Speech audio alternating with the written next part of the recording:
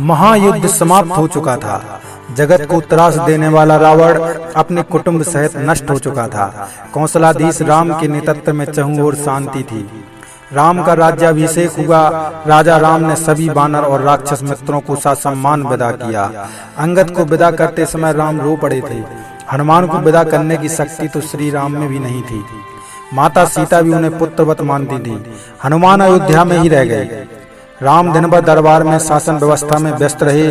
संध्या जब शासकीय कार्यों से छूट मिली तो गुरु और माताओं का कुशल क्षेम पूछ अपने कक्ष में आए। हनुमान उनके पीछे पीछे ही थे। राम के निजी कक्ष में उनके सारे अनुज अपनी अपनी पत्नियों के साथ उपस्थित थे।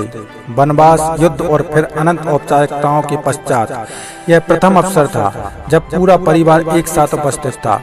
राम, सीता और लक्ष्मण को तो नहीं, कदाचित अन्य बंधुओं को एक बाहरी अर्थात हनुमान का वहां होना अनुचित प्रतीत हो रहा था। जो कि शत्रुघ्न सबसे छोटे थे, अतः वे ही अपनी भाभियों और अपनी पत्नी की इच्छा पूर्ति हेतु संकेतों में ही हनुमान को कक्ष से जाने के लिए कह रहे थे। पर आश्चर्य की बात कि हनुमान जैसा ज्ञाता भी यह मामूली संकेत समझने में असमर्थ हो रहा था। अस्तु, उनकी उपस्थिति में ही बहुत देर तक सारे परिवार ने जी भरकर बातें की। फिर भरत को ध्यान आया कि भैया भाभी को भी एकांत मिलना चाहिए। उर्मिला को देख उनके मन में हुंक उठती थी। इस पतिव्रता को भी अपने पति का सानिध्य चाहिए। अतः उन्होंने राम से आज्ञा ली और सबको जाकर विश्राम करने की सलाह दी। सब उठे और राम जानकी का चरण स्पर्श कर जाने को हुए, परंतु हनुमान वहीं बैठे रहे। उन्हें देख अन्य सभी उनके उठने की प्रतीक्षा करने लगे कि सब साथ ही निकले बाहर। राम ने मुस्कुराते हुए हनुमान से कहा, क्यों वीर, तुम भी जाओ, तनिक विश्राम कर लो। हनुमान बोले, प्रभु आप सम्मुख हैं, इससे अधिक विश्रामदायक भला कुछ हो सकता है? मैं तो आपको छोड़कर नहीं जाने वाला। शत्रुघ्न तनिक क्रोध से बोले, परंतु भैया को विश्राम की आवश्यकता है कपीश्वर, उन्हें एकांत चाहिए। हाथों में कौन सा प्रभु के विश्राम में बाधा डालता हूँ, मैं तो यहाँ पैताने बैठा हूँ। आपने कदाचित सुना नहीं, भैया को एकांत की आवश्यकता है, पर माता सीता तो यही है, वो भी तो नहीं जा रहे। फिर मुझे ही क्यों निकालना चाहते हैं आप? भाभी को भैया के एकांत में भी साथ रहने का अधिकार प्राप्त है। क्या उनके माथे पर आपको सिंदूर नहीं दिखता? हनुमान आश्चर्यचकित रह गए। प्रभु श्री राम से बोले, प्रभु क्या यह सिंदूर लगाने से किसी को आपके अधिकार प्राप्त हो जाता है? राम मुस्कुराते हुए बोले, अवश्य, यह तो सनातन प्रथा है हनुमान। यह सुन हनुमान तनिक मायूस होते हुए उठे और राम जानकी को प्रणाम कर बाहर चले गए। प्रातः राजा राम का दरबार लगा था। साधारण औपचारिक कार्य हो रहे थे कि नगर के प्रतिष्ठित व्यापारी न्याय मांगते दरबार में उपस्थित हुए। ज्ञात हुआ कि पूरी अयोध्या में रात भर व्यापारियों के भंडारों को तोड़ तोड़ कर हनुमान उत्पात मचाते रहे थे। राम ने यह सब सुना और सैनिकों को आदेश दिया कि हनुमान को राजसभा में उपस्थित किया जाए।